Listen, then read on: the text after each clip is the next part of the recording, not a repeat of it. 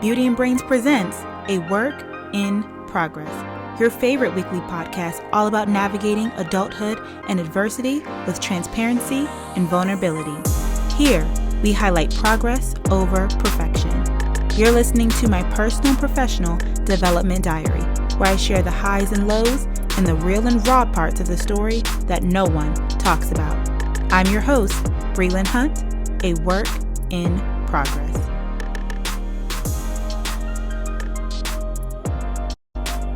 Dear friend, I hope all is well with you and that you are as healthy in body as you are sound in mind and strong in spirit. Welcome back to another episode of A Work in Progress, the podcast.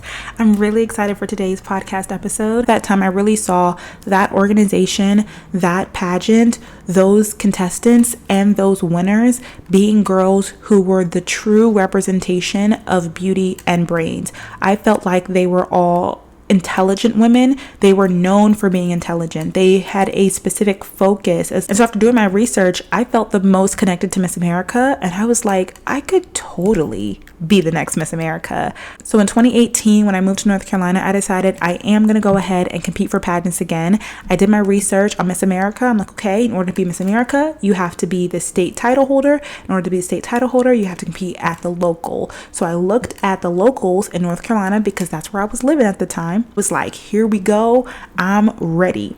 I competed for 2 local pageants, no prep, no family. I'm so happy though that I had the experience competing in North Carolina, because North Carolina pageants are a different caliber of pageants than the DMV are. But the reason why I'm really happy that I was able to compete there is because I got exposure to real pageant boards and directors, princess organizations, having multiple practices before the pageant, having a crowd full of people who were familiar with what Miss America was and what these locals were, because they had girls who were going to their high school who compete at these locals who became Miss North Carolina, or who became Miss North Carolina and then became Miss America. Like, they saw it happen from their hometown girls. And I just felt like the entire North Carolina state and community knew, cared, and wanted to be a part of the Miss America organization and the Miss North Carolina system. This was also really interesting because I had only lived in North Carolina for about 6 months. In my mind, I just wanted to compete at Miss America. It's actually comical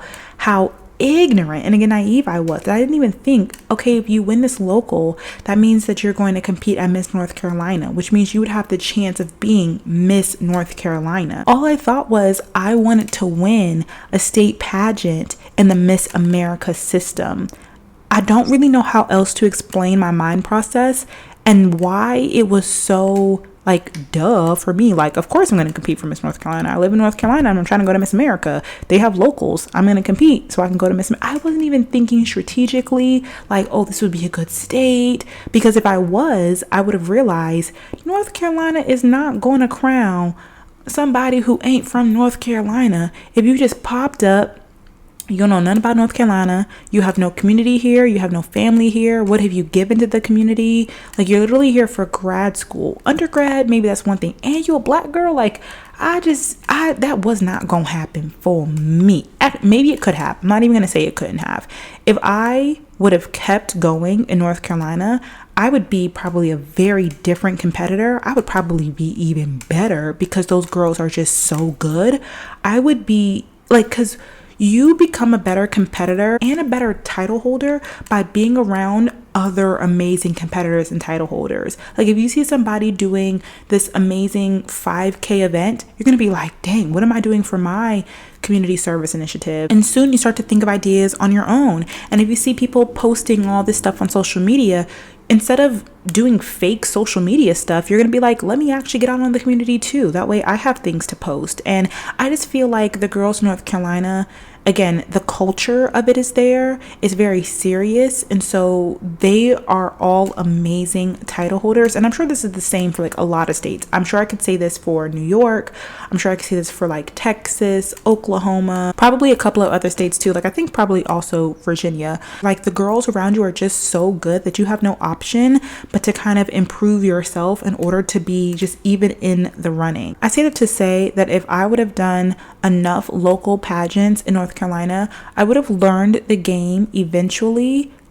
Hopefully would have won a local and learned a lot, especially from my board, because a lot of the North Carolina locals have boards who have been doing this for years. They are dedicated to their girls. They're dedicated to the program.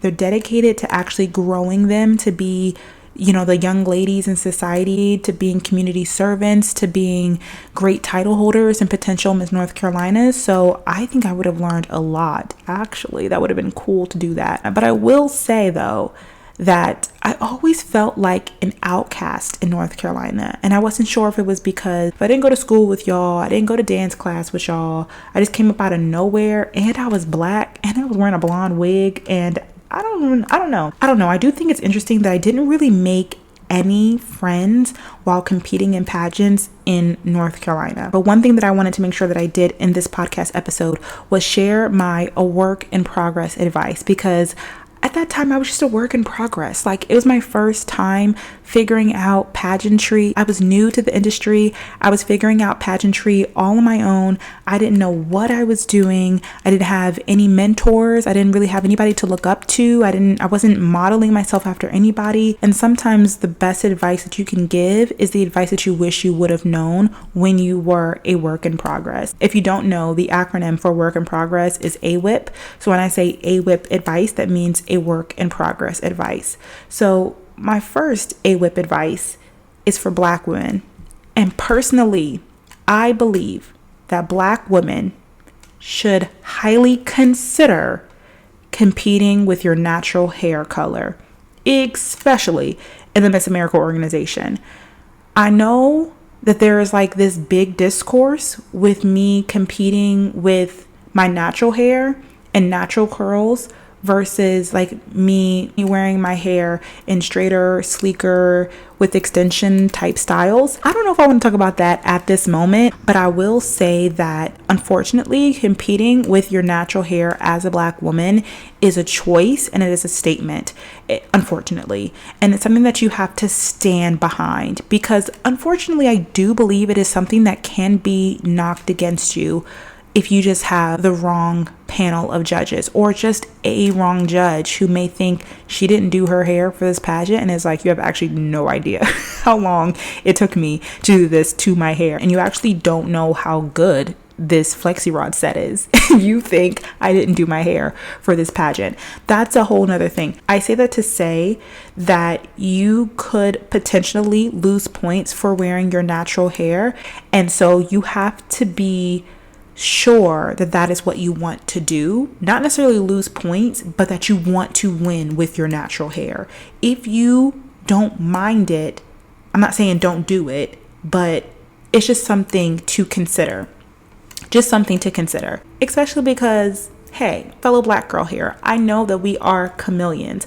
I love to wear my hair in a plethora of different styles. I've worn my hair in multiple colors. My hair has been red, purple, blonde, and black. I think that's it, but that's enough colors. I've worn braids, I've worn wigs, I've worn my hair up in ponytails and puffs and curls, straight, bust down, middle part. Like I have literally done it all. Not necessarily on a pageant stage, but I have done a lot with my hair. And for me, as a Black woman who is proud of being Black, a very pro-Black woman who is particular about the impact that she has and the people, specifically the young girls, looking up to her, I was adamant about winning with my natural hair because I wanted for someone to see. I didn't know who that someone was. I didn't know where they were going to be. I didn't know if they were going to care, but I wanted them to see someone that looked like them be crowned. I wanted for it to feel so possible because of the way that my hair was, simply by looking at me, that they felt seen. And I think that unfortunately when you wear your hair straight or weave, and I'm not against it. I'm not talking about nobody who competes with their straight hair, because A, I wear my hair straight and with weave all the time. B, I've competed with my hair straight and with weave multiple times. But I say all this to say that when I was entering pageantry, I didn't think about how my hair choice really impact the way that people saw me and would see if I was fit for the title and the opportunity of being the community servant of Miss State. So my AWIP advice is not for Black women to only compete with their natural hair. I think that you should compete in the hair that makes you feel beautiful, in the hair that you want to wear, in the hair that you think looks good with your dress, or that you feel like is versatile for your interview, or that you feel like makes the most sense with your talent. Like, do whatever you want to do. But when it comes to the color, I will say Black girls should consider competing with your natural hair color. Unless you are more of an ambiguous Black woman, even though I do feel like highlights can look good on, first of all, I think that all hair colors, I feel like I'm trying to be so politically correct, but I don't want to be misunderstood, because I am so for Black women wearing their hair however they want to wear it, especially in pageants. However, you have to decide if that choice that you're going to make to wear your hair however you want to make it, if it could possibly impede your chances of winning the title, and if you are willing to let that be in opposition. If that is the only thing that stopped you, like if somebody told you afterwards, I would have crowned you if you wore your hair straight, will you wear your hair straight next year? Or will you be like, bump you, I'm gonna wear my hair curly and hope that the next judge isn't a jerk like you? There's two people. If you're the person who's like, I'm gonna wear my hair curly next time, then wear your hair curly the first time and every time after that, because then you'll be so proud, win or lose. But if you like, if this will stop me, I don't want no parts of it, then go ahead, get that flat iron out. We're not judging you. But when it comes to color, and I'm saying this because I competed blonde frontals. Now, I give myself grace. I had just graduated college. This was the height of wigs and frontals, and I went blonde for my senior year of college because the dance team, each one of us had to have a different color. I did it and I loved it, and I was like, I'm gonna stick with this forever. And I competed in these pageants. I competed in these white people pageants with a blonde wig on my head. Embarrassing. I just think about it like embarrassing. That was a long rant. All my AWIP advice is not going to be that long, but I will say that I wish somebody was like, hey, you should consider competing with your natural hair color. Anyway, the next AWIP advice that I wanted to give is that you should utilize brutally honest pageant volunteers to get feedback of your performance, especially if you're in a state where there are a lot of different locals, a lot of different local directors, or if you notice like the same people who don't seem to have any connection to the pageant are always at pageants. It's like, okay, you must be a really big pageant fan. So if you come up to me afterwards and it's like, oh, I really, think that you did an amazing job, but like your dress was ugly, or like your dress didn't fit, or no matter if they say it nice or mean, like you should actually listen to them, because the people in the audience be knowing, and you'd be surprised as to how that was maybe a person who judged the pageant last year and now they're just a fan of the pageant, or they are the nail sponsor and they don't look like they have anything to do with the pageant, but like they've actually seen Miss Maryland for 10 years in a row. Like you just never really know who is in the audience, especially when people have the audacity, dare I say, to like come up to the girls afterwards. If they're willing to give advice, like I would say listen to them and then ask them more questions, like what else did you think about my performance, like what did you think about my talent, what did you think about my this, what else would you change, what did you like? Sometimes it's really hard to ask those questions because you don't really want to receive anything negative, but it's also really hard sometimes to get any feedback in pageantry. So if somebody's willing to give you feedback of your performance, take it, even if they're being like brutally honest with you, or if they seem like they're not necessarily associated with the pageant. Like, don't just wait for your coach or your director, the outgoing queen, to give you tips as to what you can do to better your performance, just to kind of bring you up to date on everything. So after I competed for a couple of local pageants in North Carolina, ended up changing my talent from a jazz dance to ballet on point. And then I competed at my first Maryland local, and I won my first title of Miss National Harbor. Where is that? It's all the way over here. My first local title of Miss National Harbor. And one thing that you guys probably don't know is that it was actually an additional pageant within like the at-large contestants. And let me tell y'all, Maryland and their locals, it was so frustrating. There was only but so many Maryland locals. Like I said, when I wanted to compete in North Carolina, I went to the website and there were like all of the locals, and you could literally just see like, oh, Miss ABC is on September 1st. EFG is on September 8th. If you want to compete here, here's the email. You email them, they'd be like, hey, this is what you need. Like, it was so easy. It was not like that for Miss Maryland. I remember competing at that North Carolina local, and somebody saying something about how all of the Miss North Carolina competitors go to a gun range, or I don't know what it's called when you shoot outside animals, when you shoot animals outside. I was like, y'all do what? I was like, I am against that. Like, I'm not a guns person. I'm not a guns for fun person. And I remember them being like, but this North Carolina, it's kind of like a sport that we do for fun. And I remember being like, oh, there's a difference between North Carolina and Maryland. I can't represent y'all because I don't believe in what y'all believe in. Like, I don't think what y'all think is normal because I didn't do that growing up. Like, and I'm not saying that people don't do that in Maryland, but I just knew that I had a very different experience as a Maryland girl, especially as a Black girl. And I felt like I would be more seen and understood and be able to represent the people who I was wearing across my chest in the state of Maryland than I would North Carolina. I remember doing so much research to find the Maryland local. Now, the difference between the North Carolina and the Maryland locals are that a lot of North Carolina locals were one title holder only, a miss and a teen. And there would be 12 to 15 girls. Now, granted, this was in 2018, 2019. There would be about 15 girls competing for that one title, and they would give like a first runner-up, maybe second runner-up, maybe like a first runner-up and like the best interview, and they would get scholarships, but only one girl would win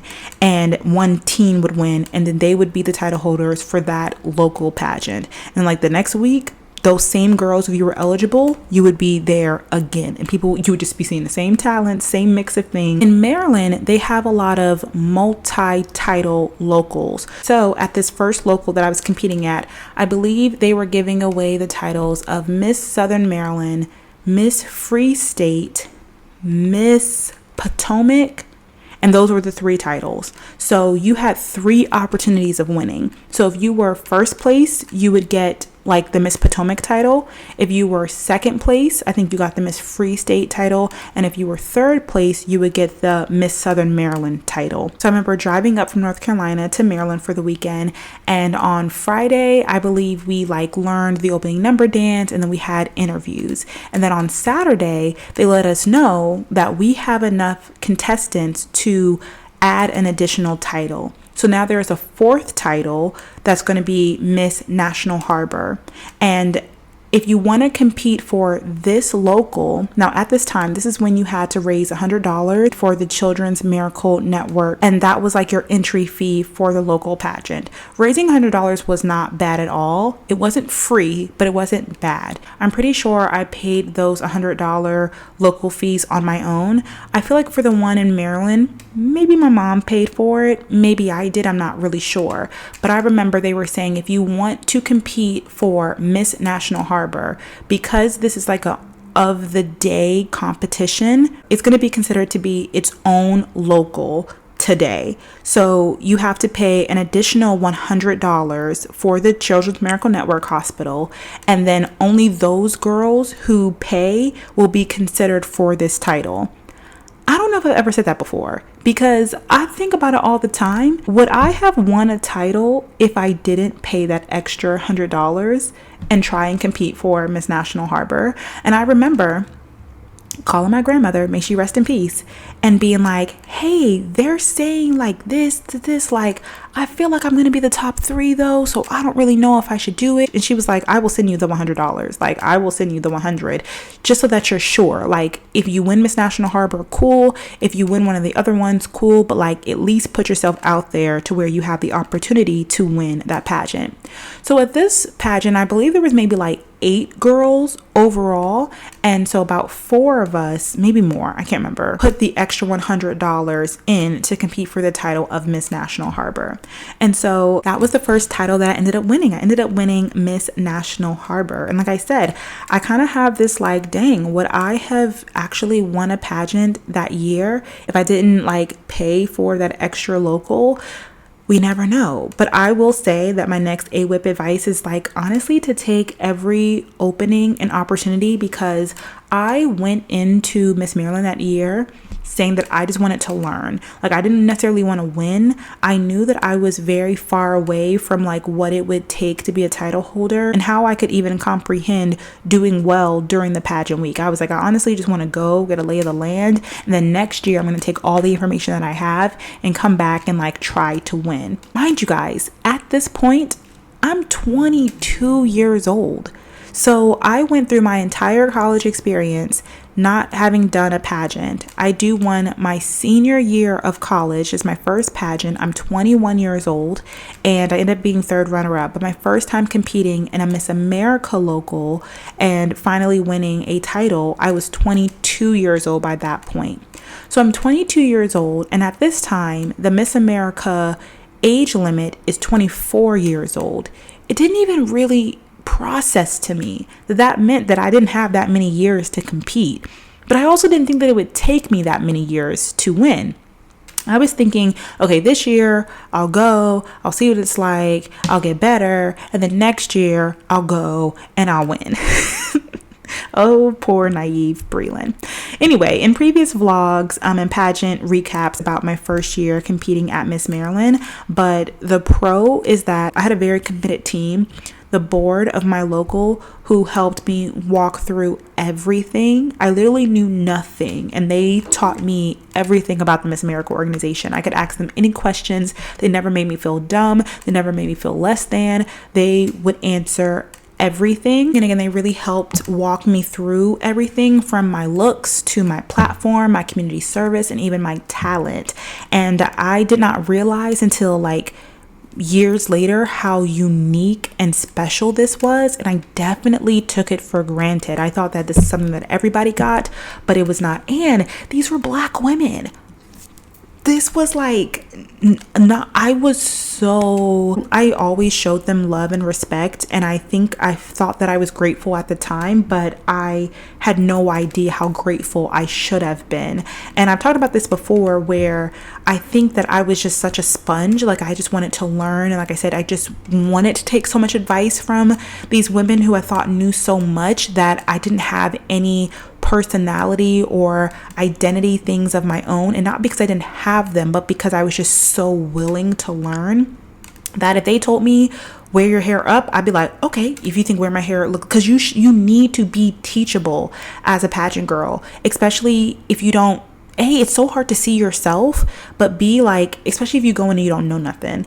Now, you still have to have your own. I mentioned this before. You have to like know who you are. And at this point, like I said, I'm 22 years old. So I knew who I was, but I was still very ignorant in the pageant land. So I was willing to be teachable, but I don't think I didn't give myself enough credit as to who I was and how I wanted to represent myself. So like I said, overall, I am very grateful for my first local board, and my AWIP advice would just be to know who you are and how you want to present yourself when you compete in pageants, because first impressions matter, and not just for the judges, but also for the organization. Like, I believe that if I came into the Miss Maryland organization, like who I am now and today, they would have been more willing to like give me a chance or like have me as their title holder. But they saw me as kind of like this frazzled, didn't know what I was doing 22-year-old. And 22 is old enough. Like, there are plenty of Miss Americas who were 22 or younger and had their stuff together at that time. But I just didn't. Like, it took me a minute to be able to craft myself to be the young woman who I A, am today, and B, who was not worthy, but who was ready and prepared to be a title holder. I wasn't at that time, and I think that it was hard for me to outgrow that idea of the fact that I wasn't ready then. I think it's very hard for people to outgrow those original impressions that they have of you. But anyway, like I said, make sure that you know who you are and how you want to present yourself, because you're going to get a lot of opinions about you, a lot of opinions about you, and you have to weed through which ones you want to commit to and which ones you just want to let roll off of you. Okay, so the 2019 pageant, it was a true pageant week. That's the thing I loved the most about my first time competing at Miss Maryland. It was a full week. We had like an orientation in April. The week was in June. We had like a PJ sleepover party. We had like 3-day preliminaries where, you know, the first day you would compete in something, then there would be winners, and then like it was just a real pageant week. And you know what, now that I'm looking back on it, I think that was like the first and last time I competed in like a real pageant week. In the 2019 pageant, I performed a slow contemporary jazz dance to Feeling Good. My director, she was also a dancer, and so she choreographed this dance for me. I'm so grateful that she did that for me. She was like, you are a dancer, what do you want to dance to at Miss Maryland? I was like, I don't know, what do you think? But I didn't know what I wanted. I didn't know what I wanted to do on the Miss Maryland stage. Actually, editing Brelynn here to say that is not true. I did know what I wanted to do. I wanted to dance to Christina Aguilera's live version of This Is a Man's World. And I remember getting feedback that that wouldn't do well in pageantry. And I think that that could be true. And again, I was just very willing and open to take any advice, but I did know what song I wanted to dance to. When they said no, like, no, you don't want to dance to that song, I was okay, well then what do you suggest? And so she had a vision and she executed it, but it just wasn't necessarily the best thing for me. And specifically because I'm not the strongest dancer, so it was very hard to choreograph for me. That was like probably my worst talent. And again, of no fault of her own, simply just because it wasn't a good mix for me. I wore a off the shoulder blue Sherry Hill couture gown. I got it on sale. And so even though it was couture, like it wasn't that expensive at all. And my platform was B squared. I got no awards and I had no placement. That was the one and only time that I competed in a pageant. No, that's a lie. At least it was the one and only time I competed at a state pageant and I left with nothing. That was the one and only time.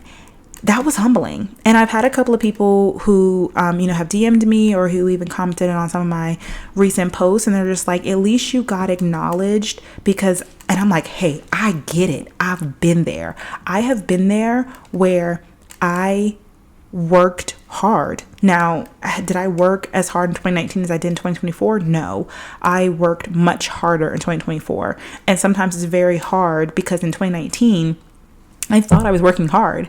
I was a grad student. I think I was taking summer classes. I was doing community service. I was going to pageant practice. I did a mock interview a lot of times. Like, I had so much help and I did so much prep for that pageant. And to walk away with no awards and no placement, not even like a semifinalist, was, it was hard. It was hard to deal with. So I understand. But if nothing else, I don't know if I'm a person that you want to look up to necessarily because I never won, but it got better. So if I could do it, you can do it too. There are a lot of success stories of people who didn't place one year and won the next year. So don't let that stop you. If you like the experience and you feel like there's room for you to grow, keep at it and go for it again. Yeah, so overall for the 2019 pageant, I had a great time. I did enjoy the system. I enjoyed the experience. I loved the girls and I felt like I could do it. So I immediately planned to come back. I think I recorded a video during, what was it called? Not Vlogtober, but in July. I was like filming a video every single day leading up to my birthday until it was like right after the Miss Maryland pageant. And I remember that was one of the first videos where I was just like, I'm fired up. Like, I'm kind of like, you know, I'm sad and I'm embarrassed because, like, especially for me being a social media person, having a social media presence, like I recorded everything and I posted it and it was real time. And so I thought it was so embarrassing to like not have won anything. But I felt like, you know what? I didn't really know what to expect. And so now that I know, I'm going to go back and I'm going to do better and I'm going to win. So that was my year competing as Miss National Harbor. The second title that you guys see here is Miss Prince George's County. And the thing that's interesting is that even after I competed at Miss Maryland as Miss National Harbor, I still continue to do community service because I'm a community service queen. I love just being in the community, giving back, getting to know people. That's just something that fills my bucket. I really have a servant's heart.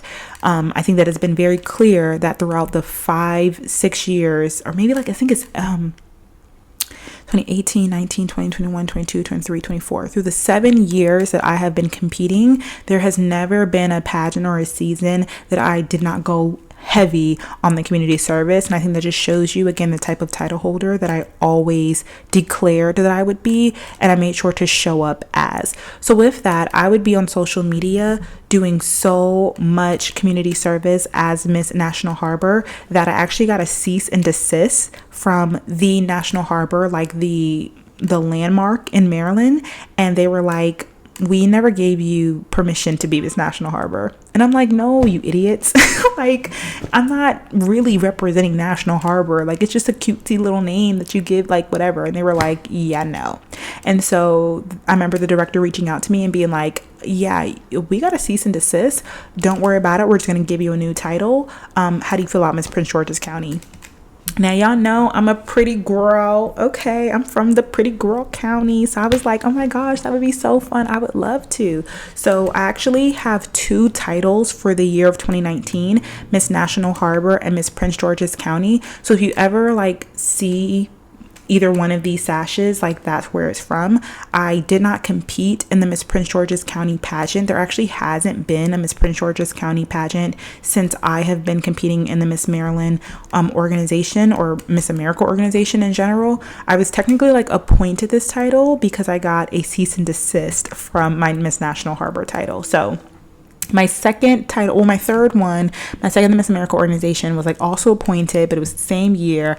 Very confusing, but I was Miss Prince George's County, and I claimed that one over Miss National Harbor because it's just like easier for people to like, you know, it's such a great like name, like, oh, Miss Prince George's County. But like I did community service at the same places, so it didn't really matter. It's official. I think I'm doing like 30 parts to this podcast episode because why is it about to be 3 hours long? I was doing a pageant recap for the lore, and we are in the year 2020. So I remember I sought the Lord for guidance for which local to do. And I remember receiving an answer and then competing at the Miss Washington County pageant, and I ended up winning. Such a special title for me for so many reasons. First of all, it was really and honestly the first and only time I like won a pageant. This was really the only time I won a pageant. Obviously, I have won other pageants, but at the Miss Washington County pageant, they gave away 2 titles, and the highest title was Miss Washington County. So because I won the highest title, I feel like that was the only time I feel like I really earned Miss Washington County. Like the other times, I feel like I kind of got lucky because there were more than one titles, or it's like I won, but I technically lost because I would have been first runner-up if there was only one title. But even if there was only one title, I would have been Miss Washington County. So that is really amazing and special about that title. Also, this was the first pageant that my grandparents came to. I specifically remember like looking out to the audience and speaking to my grandparents during my onstage question and just slaying. And that was like the best pageant weekend ever. I had prepared so hard for it. Like I said, I prayed for it. I had my community there. I was at peace. I had made the adjustments to both like my dress and my platform and everything just to the right point where I felt like it was just the best representation of me, and I manifested it and I prayed for it and it actually happened. Like whenever I would do pageants after that, I would be like chasing that feeling of being so proud of myself for going after what I knew that I could accomplish, believing in myself, achieving it, making my family proud, and just being so happy to finally like be living out the thing that I dreamed for. Like, you know, for weeks I'd be like, I'm gonna be Miss Washington, and then like I finally was. So it was nothing short of an amazing experience. I changed my talent back to jazz for this, and I danced to He's the Wizard. I think what made a really big difference as well is that I really flushed through my B² platform. Again, I give a lot of kudos to my first local board because I went from being like, oh, I want to do like mentorship and I want to call it like beauty and brains, and then being like, okay, let's call it B², empowering through beauty and brains, and like what are the pillars of like what that means, and like this is how you create a PowerPoint presentation, and like let me help you get in contact with the schools. Like all of that, the beginning of it all started at that local. So now that the ball had been rolling for a little bit and I had done enough B² presentations and just like community service things in general, I was able to really talk about why that's what I wanted my platform to be. And at the time, I think the difference between my B² my second year versus my first year was the first year was all about mentorship, kind of taking like this digital parasocial relationship and like putting it in person for those who need it.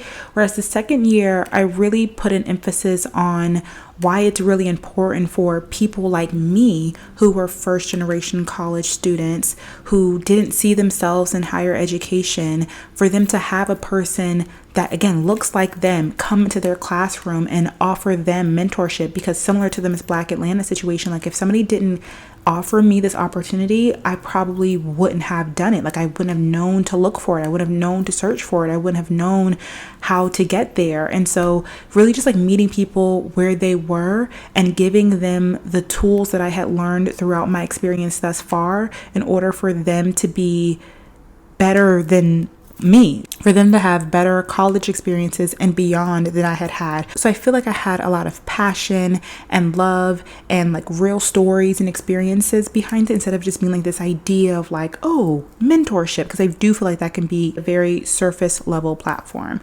Okay, obviously 2020, I also have to give major kudos and props to the Miss Washington County Board, because they were also amazing, like amazing. I talk about them all the time. Like these are still people who I am close with to this day, who I lean on, and who support me to this day. I am immensely grateful for the leadership and the love and the true sisterhood of all the people a part of the Miss Washington County pageant experience for me. At 2020, we know that the pandemic happened. And so Miss America basically put a pause on their 100th anniversary. And so all the state pageants had to postpone their pageants until the 2021 year. And so this was really interesting because I was crowned crowned Miss Washington County in February of 2020. The lockdown started to happen in March. Mind you, I'm still in grad school. I'm living in North Carolina, but I have like this great board who did a great job of like just keeping up the momentum and like providing amazing opportunities to keep us engaged virtually, which was just like, oh my gosh, that had to have been so hard for them to do. I had great sister queens and great princesses, and their parents were amazing. So I was just surrounded by a really great community at this time. Now, if y'all remember, this is the time that I also studied for the MCAT. That is the medical college admissions test. And that test was really difficult for me. And I took 6 months to study for it. And during that time, I was off of social media, solely focused on studying for that test. I've talked about this before, again, in a recap of that pageant year, but like, I really wish I still did virtual things and I kept up a little bit with my community service, but there was definitely a period where it was on the back burner for me because getting into medical school was the most important thing, and what I needed to do was make sure that I studied for the MCAT. And again, everybody was so patient with me and they were so supportive of me. I wish I didn't do that. I wish I would have stayed 10 toes down and focused on Miss Maryland that year. Of course, hindsight is 2020, and who knows if I would have done anything differently, if I would have had a different outcome. But I kind of wish I would have stayed locked in preparing for Miss Maryland instead of taking so much time away from it to study for my MCAT, because ultimately like my MCAT score didn't end up being that good. I ended up getting close but like not winning, and who knows if just a little bit more attention and effort would have been the difference between me winning. With that, my AWIP advice would be for you to map out your year of service with goals that keep the momentum going and will keep you focused on getting better, improving, having experiences, learning, practicing, and getting yourself and your name out there. So doing a quick recap of the 2021 pageant, this was interesting because it was like a hybrid pageant. First, we had to do a virtual pageant where you found your own space and you set up your own like Zoom camera, and you had like an interview in your own space, and then you did on-stage question, talent, and evening gown in front of a camera. It was the most awkward and weird thing ever. I remember I was working at the OBGYN office at the time. I performed Creep in a pink tutu. It was like a point-ish contemporary dance, and I did end up hiring somebody to choreograph it for me. For my evening gown, I wore a light pink off the shoulder beaded gown. I don't remember who that designer was, but I do know that I got it from Signature Gowns in DC. My platform again was B squared, but it was like that new and improved B squared. And this was my first time making semifinals. I remember being such a big deal because the first half of the pageant was virtual, and then they named a top 10 virtually. Those top 10 the next day were to drive to the Miss Maryland Theater and then compete on the Miss Maryland stage. And then that was the Miss Maryland competition. Like, it was a 1-day competition, but like the preliminaries was virtual. It was such a weird year, but I mean, it was the pandemic. So like, I was just grateful to have the opportunity to be there in person, at least for 1 day. Like I said, that was my first time making semifinals. I remember being so happy, like, oh my gosh, all my hard work, it finally worked. Like, maybe this can really happen for me. Like I said, it was a 1-day final, so it was short, but it was sweet. Like, these are girls who you have now been talking to virtually for like 2 years, or maybe like a year and a half at this point. And so when you finally see them in person, you're like, oh my gosh, like my friend, but you're also like, wait, this is competition, I need to focus. But you're also like, oh my gosh, I'm here at Miss Maryland. Then you're like, oh, wait, I have to compete my talent. Like, I have to worry about an onstage question later. And then you're like, oh my gosh, what's your evening gown look like? Like, it was so much going on. And I think that it was really hard for me to focus on that day being the day because, like I said, you were just reconnecting with your friends that you haven't seen all year. Ultimately, I ended up placing 3rd runner-up. That was my first time placing in top 5 in the Miss America organization. Again, I was 3rd runner-up as Miss Black at Miss Black Georgia USA, but I kind of consider it to be different because in the Miss Black Georgia USA pageant, everybody competed in everything, and then at the end they were like, fifth runner-up is, fourth runner-up is, third runner-up is, second runner-up is, and then the first place, like your new Miss Black Georgia. They didn't do any cut, so I didn't feel like I was one of the last people standing. It was like at the end they just named out all the awards, and then one of the awards that they gave out was the winner. And so it didn't really feel as significant, even though there were a lot of girls there, because I wasn't the last one standing. But again, in the 2019 pageant, ended up not placing at all and not having any awards. And I realized, wow, there really is a big difference between being in the top 5. Like third runner-up is actually really good, especially in comparison to not placing at all. So at the 2021 pageant, it was actually a really big deal for me to even make semifinals, because I had not placed the year before, and then to have make top 5. Like I remember that video. It was so funny because they had the outgoing Miss Maryland, Allison, they had her hosting. And so something got off where like she was speaking, announcing the top 5, and then they like, I guess, pressed a button for the drum roll to start. And so she starts speaking and she's like, first up in top 5 is Miss and then like the drum roll starts.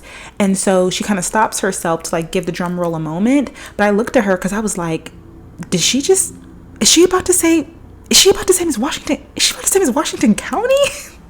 And I remember looking at her and my heart was beating so fast, and I was like, oh my God, oh my gosh, oh my gosh, am I about to make the top 5?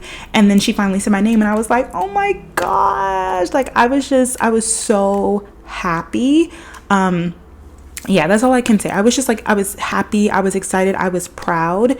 And then ultimately my sister queen, who won the companion title at Miss Washington County, Miss Western Maryland, her name is Lydia, and she ended up winning Miss Maryland that year. So she was my sister queen. She was the one who I did all like my virtual experiences with the entire year, and so I really knew her well. I consider her to be a friend, and I was excited and happy for her, and I was really happy that my pageant friend won. Like the year before, I wasn't as close with the girl who won. We are closer now, but like at the time I didn't really know her like that, but like I really knew Lydia, so I was like really excited that she won. Now, as I mentioned, at this time the age limit for Miss America was 24, so I competed my first time at 22, and then I was 23 during the pandemic. So 2021 ended up being 24, or I turned 24 shortly after the pageant. And so I went in knowing this was my last time competing. I gave it my all, and I was like, dang, but you know what, that was fun. Like I'm proud of myself. I came a long way. You know, my grandparents were there. I felt like, you know, I had a good run, and I was excited to continue my year as Miss Washington County because I felt like my organization again was amazing, and I just wanted to just continue to be an amazing title holder for them. Also, that ended up being my first and only time going to Miss America. That was for the 100th anniversary edition. I went in December when they held it in Connecticut. So fun fact, that is the one and only time I've seen Miss America in person was in 2021. Okay, fast forward in 2022. Obviously, as you guys know, even though I aged out and I thought that I was retiring at that point, they ended up grandfathering in the girls. Because of the pandemic, the girls who just aged out could do one more year. So I thought it was my last year, but it turns out I had one more year. And I remember being like, I don't really know if I want to go back. Like, I really like the way that things ended. I feel like, you know, I enjoyed my experience, and I feel like maybe I just shouldn't go back. And there was a lot of people in my ear saying like, you should really go back, and you know, my dream wasn't realized yet. I don't really remember what the deciding factor was for me, but ultimately I ended up deciding, okay, I'm going to compete again for Miss Maryland. During the 2022 season, I ended up competing in 3 locals before I won my local that took me to Miss Maryland. The first local that I competed in, I ended up being unplaced. And so that was the second time that I had ever like gone to a pageant and like left with nothing. That's a lie. Since I don't really count the North Carolina pageants, because mind y'all, when I competed in North Carolina, I was never first runner up. I wasn't in the nothing. I went, I paid my money, I got the experience, and I left. I never placed at all. So you can imagine in 2019, I thought it was a little bit of a fluke. Like I said, like I don't really know if I'm good at pageantry. I kind of won my title Miss National Harbor with a fluke. I was like, maybe I wouldn't have been able to compete at Miss Maryland. Like, maybe I'm not good enough to be here. It was definitely a lot of self-doubt, but I just believed in myself. I was like, I really feel like I can do this. And I feel like the big difference between 2019 and 2020 is that I did my research. I actually watched Miss America. I think the first time I actually watched Miss America pageants, not just to see like, you know, what the pretty dresses were and who was going to win, but like to study them. And I started to watch state pageants, and I started to really just look at what it would look like, again, to be a title holder and what that looked like on the stage and how I wanted to present myself. And I just really put in the work, like visually, to show up as my best self. This was legit my sport, especially leading up to that first local in 2020, Miss Washington County.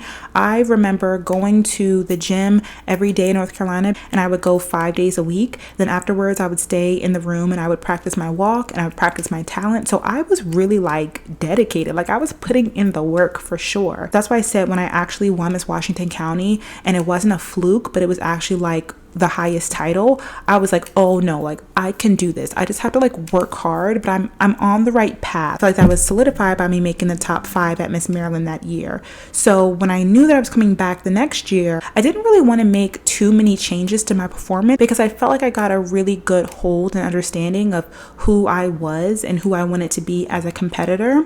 The main thing that I did differently was that I changed my platform to birth equity for all. If you all don't know, I can't believe we're saying this so late in the podcast, but as an aspiring OBGYN and a woman with a heart for social justice, the maternal mortality crisis is something that aches my heart, and it's something that I really want to be part of the solution for. As an aspiring OBGYN, I always consider myself to be a maternal health advocate, but other than just my attempts at matriculating into medical school, I didn't really have much to show for what I was doing to improve the life and well-being of women and girls of childbearing age. And so I created this platform to truly push myself to be a maternal health advocate, to really put my money where my mouth was. Now, the name of my community service, or this time it was the Social Impact Initiative, because I haven't even talked about how the first pageant that I competed in, it had a fitness competition, and then it had a swimsuit, and then at this point it had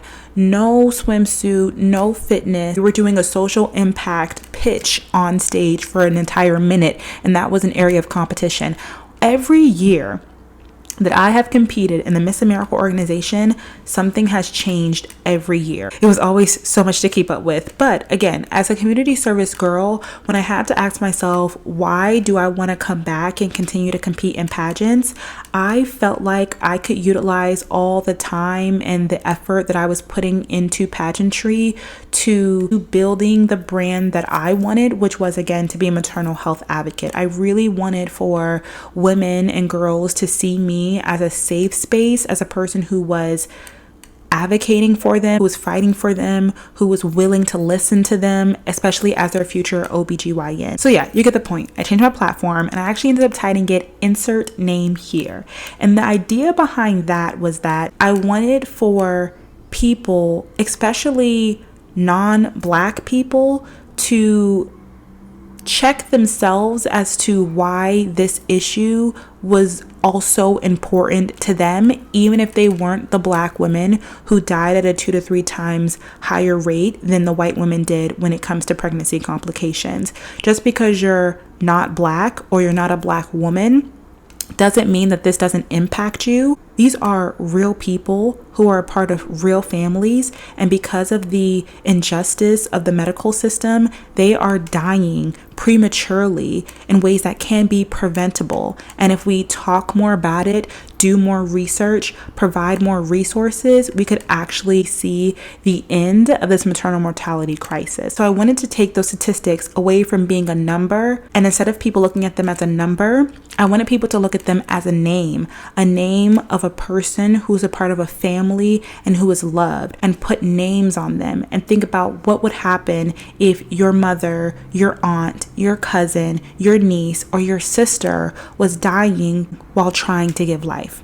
Now, I will say it was very hard for people to wrap their mind around the name, which is why I later ended up changing it to Birth Equity for All, because I wanted people to be just clear. I didn't want there to be so much confusion around the name. Like, a lot of my interview questions would be like, why did you name it this? Like, what does this mean? And I'm like, let's just talk about what the issue is, what I'm already doing in the community to make sure that this isn't a problem anymore, and what I plan to do as your future title holder. But instead, people would be like, why'd you name it insert name here? And I was like, okay, never mind, cut it. We're just going to call it Birth Equity for All. But anyway, back to 2022. That is the only thing that I did differently that year. I changed my platform, but I kept the same dress and I was doing the same talent, and I was just bombing local after local. And I was like, what is going on? And I've shared this before, but again, just politics of the system. In the Miss America organization, there are closed and open locals. Closed basically means that you have to live, work, or go to school in this area in order to compete for the title.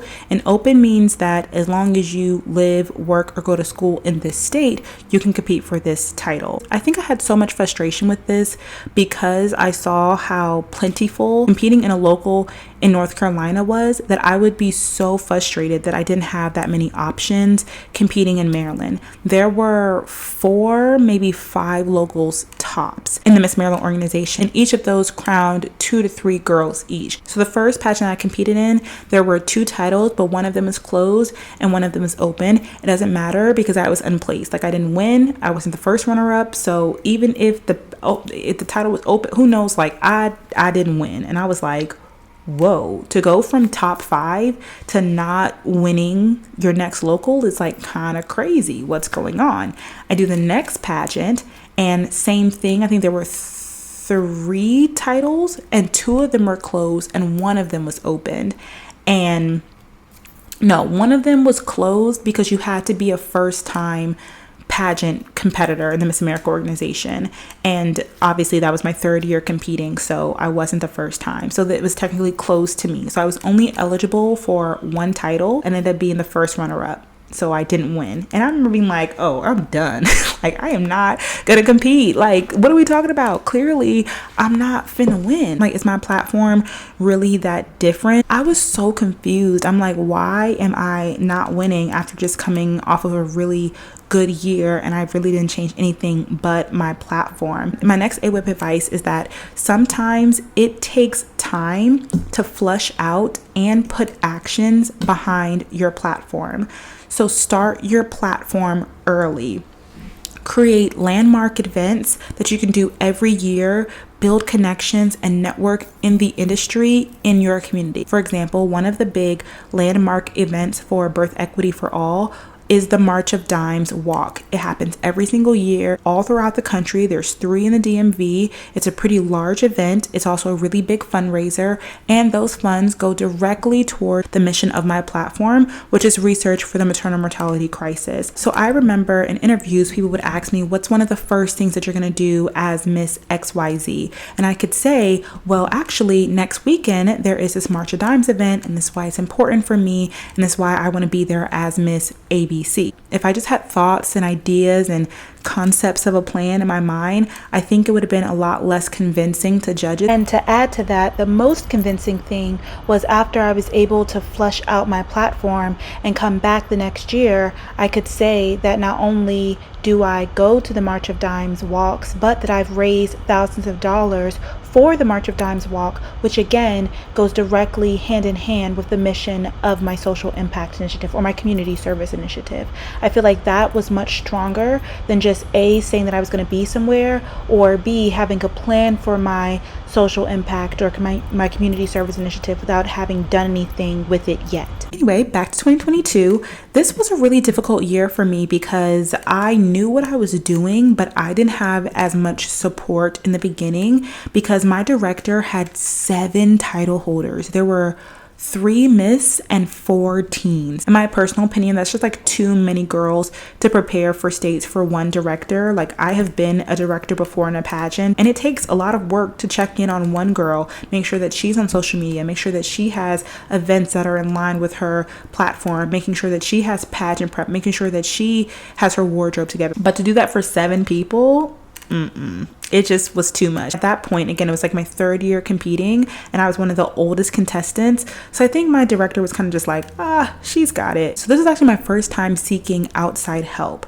I ended up getting a coach to help me with my paperwork, as well as somebody to do mock interviews with, because my local just didn't provide me with mock interview opportunities. And then I ended up having a team that, again, gave me that brutally honest advice, like, you need a completely new talent. They helped me build that talent, practice it, find a whole new wardrobe, things that I was both comfortable in and looked good in. Also helped me do a lot of mock interviews and like mock full pageants. So my AWIP advice is to find people who are genuinely rooting for you and see your success as not just a possibility and not just something that they have to do as a volunteer or even for their payment. I tested out a couple different coaches before finding my girl, and I really feel like what makes us click is that I genuinely believe that she believes in me. So when she tells me something harsh, I believe her and I will take her opinion and advice on things. I found her to be very committed and invested. Like, she didn't want me to just say the right thing that was good for pageantry, but she wanted me to represent my true and authentic self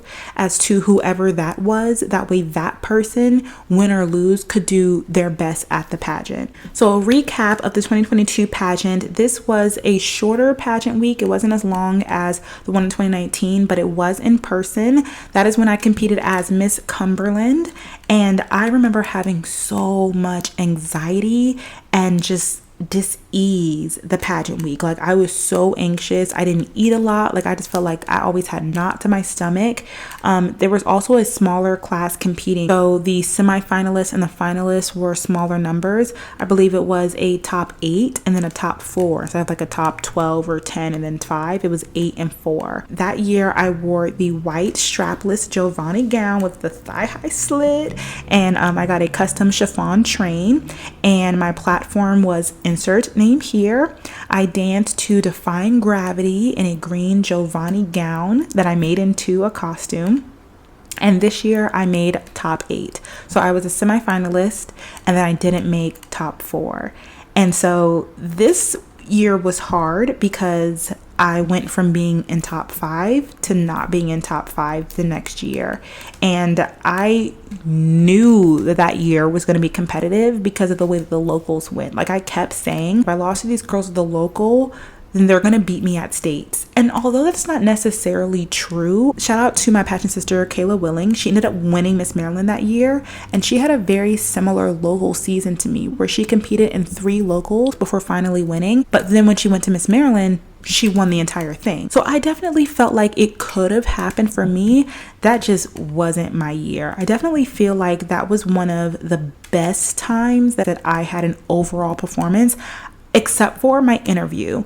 I remember the judges that year being very, very conservative, and I just didn't have a good feeling after my interview. I was like, I don't really feel like I connected with them like how I did the previous year. And at that point, I had done enough interviews to where I felt good and confident with my interview, and I just didn't feel like, I just knew right after my interview, like, I don't think those judges like me. And if you don't feel like the judges like you, then your chances of winning are like pretty slim. And after the interview, I was like, I don't really get the vibe that they like me. And like I said, I don't remember my onstage question, but I do know that my styling looked really good. I think that my dance was really good. I think it was a great improvement from the previous years. And I think that my all-time favorite onstage pageant moment happened at this pageant when I competed during the preliminary competition in evening gown. Again, I was in this white strapless Giovanni gown, had this high slit. Although I didn't love this gown because I really did not want to wear white, I was convinced that I looked good in this gown. And I loved the way that my hair turned out. It was the first time that I put it up in a pineapple. And the moment when I walked out on stage, the entire crowd audibly gasped. Everybody was like, oh, and I was like, oh my gosh, I ate. I was like, I ate down. I I just remember feeling like an absolute queen in that moment. I felt so beautiful. I felt so elegant.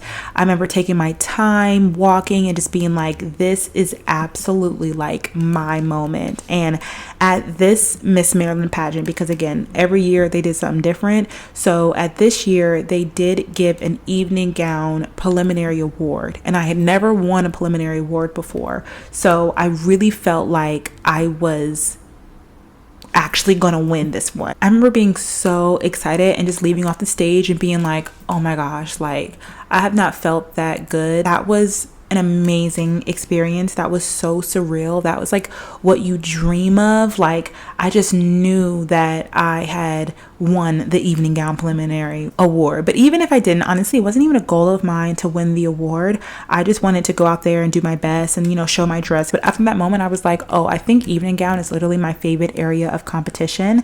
And because I feel like I slayed and I did the best, I think that I should win the award. And so I'm excited for it. Y'all, why did I not win that preliminary award? I was so embarrassed. No, I wasn't even embarrassed because honestly, it was very clear by that point that the judges, I won't say that they didn't like me, but I just didn't stand out to them. I wasn't a favorite for them. They did. I hate to say that the judges didn't like you. They had nothing against me, but they didn't see the potential. They didn't see it. And you can't really convince, but it sucks when it is a full week and you know pretty early on, like, oh, they don't see it, like they don't see the vision, because you just have to keep showing up as like your best self, even when like the judges don't see it. So that was pretty hard for me because at that point I was like, I feel like this was the best I've ever performed on stage. I look amazing. If we're just talking about evening gown alone, I think that I have the strongest performance of the night. And when I didn't win that award, I was like, not only do I have no chance of winning, because if y'all didn't think I had the best evening gown, then y'all literally don't think that I'm good at anything. Like, I'm just wasting my time here.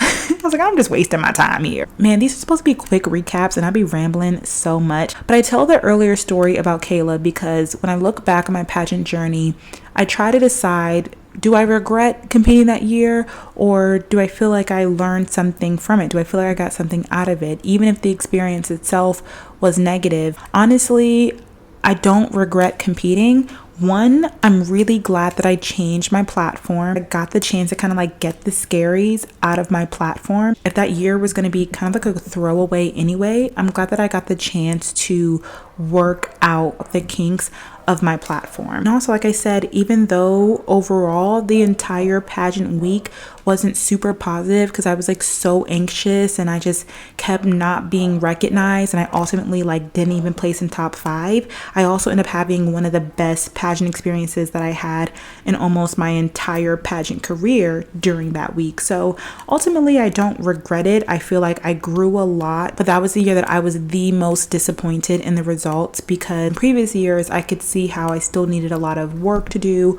how I still had a lot of growth to make. But at that point, I felt like I really presented myself very well, that I could have been chosen to be the title holder and still have done an amazing job.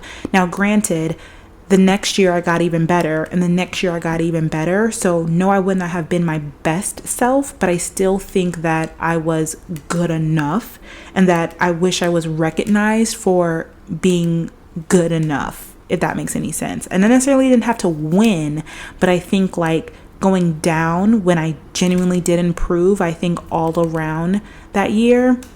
Sometimes it really just is a matter of like who you're competing against as well. And with that, I wanted to go into my next AWIP advice. Ooh, y'all, I wrote this and I literally disagree with it. Okay, there are 2 ways of thinking. This one is that you can learn from a pageant year without competing at states. Depending on how I'm looking at this, I may say that you should save your time and money and prepare behind the scenes, because you can save yourself the heartbreak, which will give you courage to keep going, because sometimes it really is about being ready at the right time in the right place against the right girls. I can totally see why I said that when I was writing this. The experience that I was having in the beginning of the local season, and I was like, this probably isn't going to work for me. Let me keep working. Let me go back to the drawing board and show up the next year. I probably would have had more courage and still have learned, especially if I just like went and I watched Miss Maryland that year. Like I probably didn't have to compete, but there are things that you learn by competing and by showing up. Like I said, I really did get that experience of like what the judges were going to ask me in an interview if my platform was called insert name here. I don't know. I'm a little bit torn on that. Comment down below what your advice is. Do you believe that you can still learn by sitting out a pageant year? I don't mean like completely sitting out, but like being adjacent to it. So like still keeping up with the girls, their platforms, their talents, seeing what they're doing on social media and going to the pageant. Do you feel like you can still learn just as much that way? Or do you feel like you need to compete yourself in order to like grow from a year? Because I feel like both things can be true. I think that it depends on your personality, and it depends on where you're at in your, pageant journey and just in life in general. Like sometimes it's like, it's not a good year for me to compete and I may not show up as my best self. And so I would really be wasting everyone's time because I'm not really ready, but I kind of want to take something away from this year. I think that you can possibly take things away from the year without actually competing. And I think that when you don't have awards and titles and placements attached to a year, you have more grace for yourself, if that makes any sense. Anyway, so at the end of 2022, when I made top 8, I aged out again. So now this is my second time aging out. And then in 2023, I moved to DC. I think I put this in the beginning of my Miss DC vlog last year, but I just have always admired DC. Being a PG County girl, I've always wanted to live in DC my entire life, and I love the pageant girls who come out of DC as well. Specifically in the Miss USA system, I was very enamored by the back-to-back Miss USA winners that both came from DC. Loved that. So I always thought like, oh, DC is, the place to be for pageants, like it's Chocolate City. And like I said, outside of pageants, just growing up in PG, I would come to DC every single weekend. Our church was here. We would do community service here. We would go to museums here. We would go to the jazz festival here. Like we would just, always be in the city. And I just couldn't wait for the time that my life allowed for me to move to DC. And then this was the year. I got the opportunity to move to DC, and I cannot lie, although at this time I was aged out from the Miss America organization, I was praying, literally praying, Lord, if you could just change the age limit one more time while I'm living here in DC, that way I could compete at Miss America in DC. Can you do that for me? So I moved to DC in August, shortly after the Miss Maryland 2022 pageant. And honestly, I was so disappointed with the way that experience went. And I was so upset because I was so happy with the way that the 2021 pageant went that I was like, I wanted to walk away then. And I think I would have been happy and okay with walking away then. But I decided to compete again in 2022. Then 2022 went rogue and I like hated my experience. And I was like, I cannot let this be my last pageant experience. Like I feel like I need to compete again and redeem myself because I know that I can do this. But what am I going to do? I aged out. And that is where the next secret pageant comes in.